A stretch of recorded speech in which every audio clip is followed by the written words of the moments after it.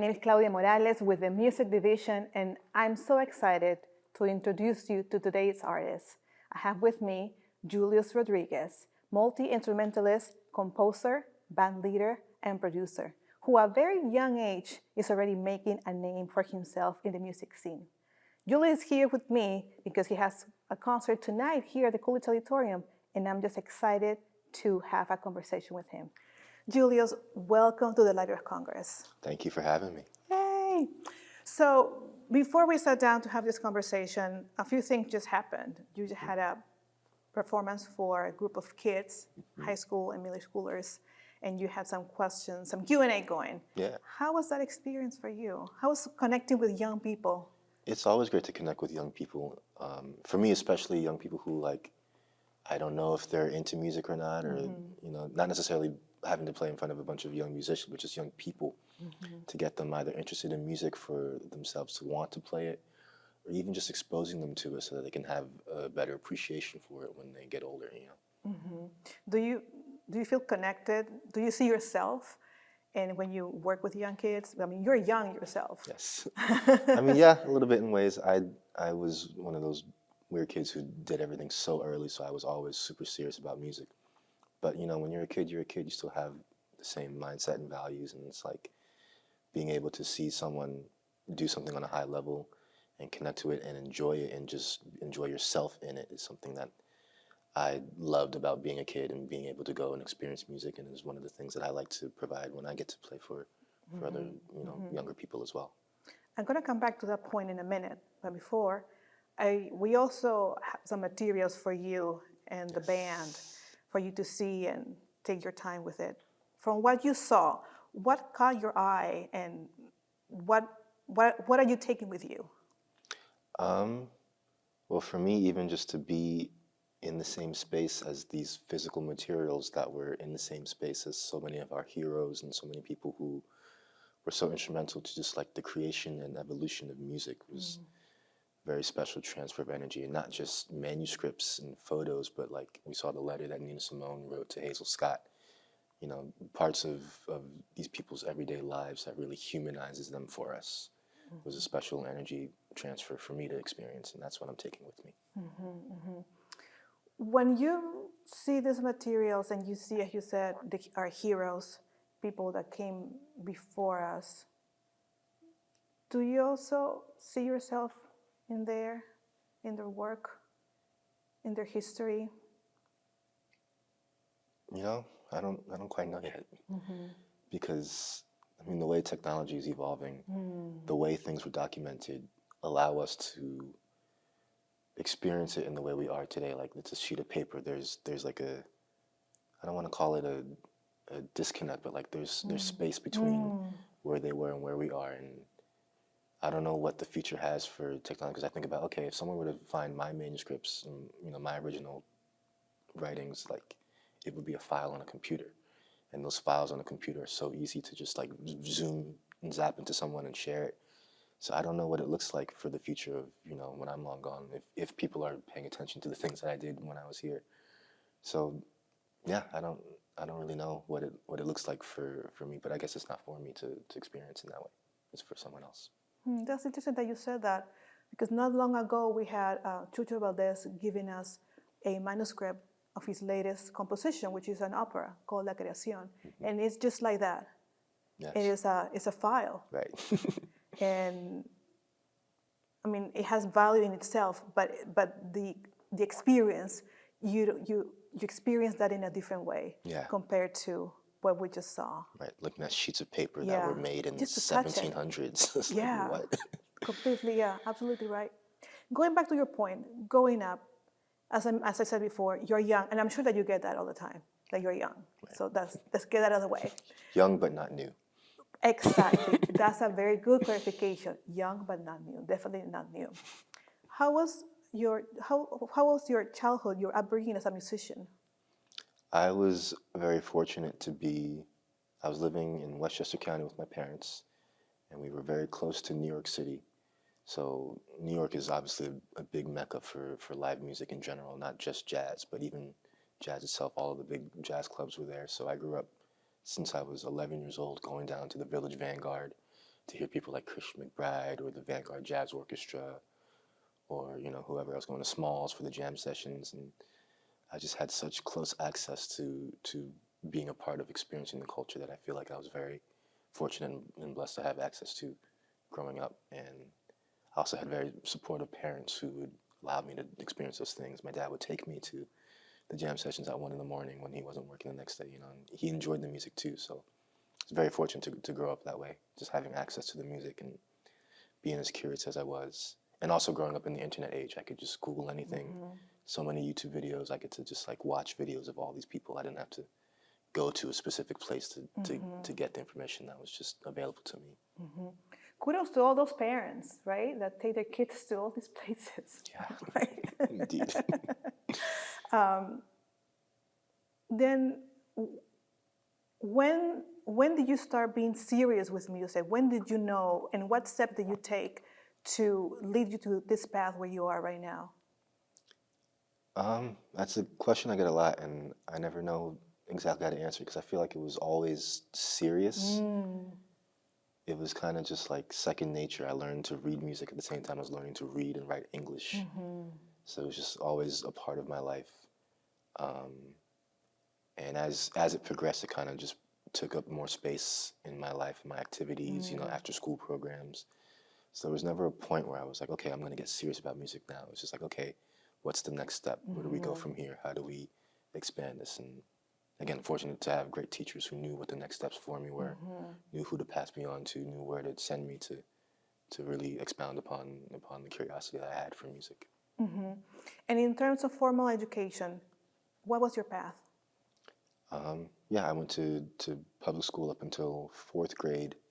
I had a piano teacher named John Senakwame who taught at a private Catholic school.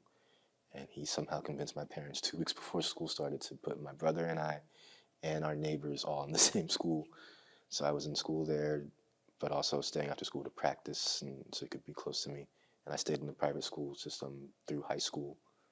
But I also was doing a weekend program at the Manhattan School of Music. So every Saturday, I would go in and take theory classes, ear training, private lessons, ensembles, and composition classes, and the whole bit. And I did that for about 7 years. And then there were other programs, other like summer camps and things I do for music specifically, but I never went to a music specific school. Up until college, I spent 2 years at the Juilliard School. And, I left to pursue a professional career full time. How was that for you? I bet that was a very big decision. It was, and I felt a lot of pressure being just a music student growing up and getting the opportunity to play professional gigs before I was even in college, and being around so many professionals who would say things like, you might not need school, there might be other ways to go about having a career, but my parents were always about, go to school, finish and get the degree. But I saw so many opportunities that were passing me by for reasons I didn't want to have to, back out and drop out of them. And so when a big enough opportunity came, I had to talk to my parents and said, listen, I really need to just go for this full on. And, they didn't want me to leave school, but they were fully supportive because they knew it was something I really wanted to do. And yeah, that's how it came. Although I don't regret my time at the school, I definitely made a lot of great connections and learned a lot of great things there. But again, it's just one path. There's many different paths for different people. So. That's true. How many years? 2 years. From that decision? I think it was 2018. I left for a semester, and then I went back for like a few days, and I decided I can't do it. So 2019 is when I officially left. So about 5 years. Yeah. How do you feel, looking back, how do you feel about your decision? I feel great about it. Yeah, yeah. I just have been able to put that energy and focus into building what I'm building now. So. When did you collaborate with A$AP Rocky? Yes. A$AP Rocky. So that was the opportunity that I left school for. It was 2018 in the summer. I got called to do a couple other tours, and then immediately they were shut down by my parents. You can't leave school. But when this came up, it was a band I was working with called the Onyx Collective, and there were people who I've known since I started playing music. Basically, it was 10, 11 first people I met that like played music on a serious level that I was trying to play at. And they were already a band, a collective formed, and their manager, I guess, was friends with A$AP Rocky's manager. And when Rocky wanted to have a live band, that we were recommended, and so we got the call to do a couple tours with him. We were in Australia and did some festivals in the States. We got to do Flog Gnaw, which was a dream for me because I'm a big Tyler the Creator fan too. But that's how that happened. We got called to be his live backing band for his shows. You are a multi-instrumentalist. Yes. So what instrument do you play with A$AP? For that band, I was on keyboards and guitar. Okay. You are pianist, drummer, Guitar guitarist. and bass are like the main instruments. So there are more. Like variations, different, like synthesizers, organ, a little bit of banjo. I don't play much upright bass because it's a different kind of hand strength. But yeah, the ones that I play, those are the ones that I play on my albums. I play electric bass, I play a little bit of guitar, and then drums and piano, obviously. So this is 2019. In 2022, you record your first album, Let the Music Tell All. Let sound tell all. Yes. Let the music sound. Let sound tell all. Let sound tell all. In 2022, you record your first album, Let Sound Tell All. Yes. You've been out of school for a few years. How was coming into that big project? So it's funny how that came about. It was released in 2022, but we had been working on it for a few years since then. I think the first recording session we did for the album was 2018. But when I was working on it, I wasn't recording for the purpose of making an album. I was just trying to document these ideas and compositions and arrangements. Just, we played this stuff live and we just wanted to find a way to document it. So that's what I was doing. And I was doing the thing where being a perfectionist, oh, it's not perfect this time, we'll go in the studio another time and redo it and redo it. And then the pandemic happened and you're not allowed to be in the same room with anyone. So it forced me to look at the recordings that I had and say, okay, what can I do with this? How can I, make this, salvage it, make it usable? And it was a lot more usable than I remembered and imagined it being. And that's when I took the opportunity to learn about different recording techniques and production techniques and say, okay, how can we tweak this and make a unique experience out of the recording as opposed to trying to just recreate the live performance in an audio file, because you'll never get that same energy. You'll never get that same feeling of being in the room with someone. So we combat that by making a whole new experience of just listening and the recording, which you won't get in the live show either. So that's how that came about. And I think when I met you, you were playing music from that album. Yeah. And I really was blown away by the music. As you said, it is not this thing. It is music. It touches so many styles, so many textures, so many rhythms. You connect in different ways.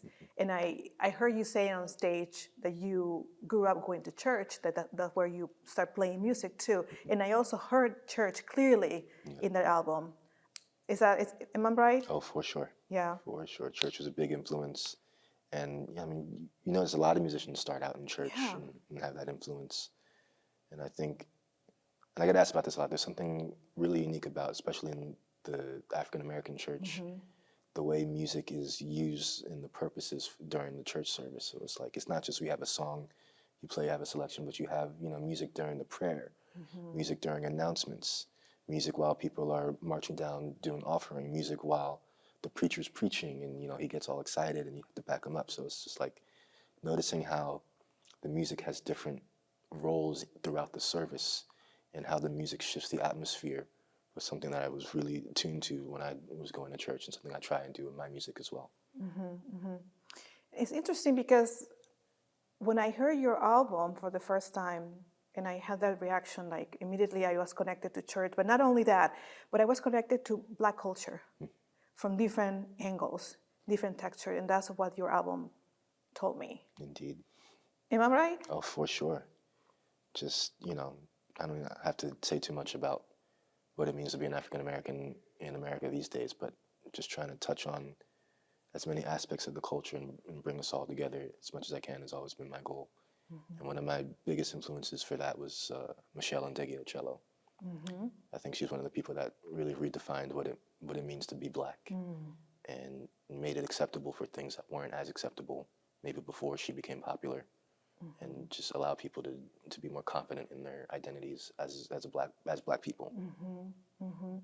We had the Baylor Project with us in the Yes. spring, Oh yeah. and we were talking about that, like Black music, Black culture, and being part of the mainstream and bringing that to share with the community. That's very powerful. And not just because Black music, Black culture is not this, it's so many things. Indeed. And I find that in your work. Indeed. I mean, it's something that I've experienced, and I'm just trying to share those experiences with more people, you know? 2024 it has been a very important year in your career. You released your second album. You are traveling a lot. Yeah. How's it going? It's been exhausting, but you know, I'm grateful for all the opportunities that I've had this year. It's the growth has been exponential, just like from the album and the Tiny Desk, and I don't know. We didn't even talk about anything about the anime project that I did. No. I helped contribute to a soundtrack for an anime called Blue Giant. Oh, yes. So that has taken off too. Like we got to go to Asia for the first time. Because of that work, Because of got that song. it. Yeah, people were traveling, flying all the way just to hear that one song, you know. Wow. So just, you know, watching those things unfold all within a short time, it's been amazing to see, and it's just inspiring me to just keep going and push it further. Evergreen, your 2024 release, mission statement, Yeah. is something completely different Yeah. from what I heard from you. What are we hearing in there? That's just like the most opposite influences of jazz music that I have and I could find. I'm big into like hyper pop and electronic and, you know, some EDM and things like that. So I was like, okay, how can I find a way to just get that feeling, get that rhythm, but also make it like an improvised music that we can play and jam to in our way, in our culture. So that's what that is. It was like, okay, let's take these crazy drum beats, let's take this fast energy and let's rip on it, you know. It's kind of the vibe. When I heard that song for the first time, I was waiting for the release, and I just had this reaction. I felt so happy, so alive, and so energized by this piece. I'm glad. Yeah. That's the goal. So we were talking about this material that we just saw, and I was sharing with you that we have the Gershwin collection. Yes. And we have the Gershwin room across the hall. And in there, we have the Gershwin piano. Yes. And I was wondering if you would like to play it. Oh, I would love to. You would love to? Yeah. All right, so we can take a break and you can play the piano over there. Totally. Yeah. Let's go.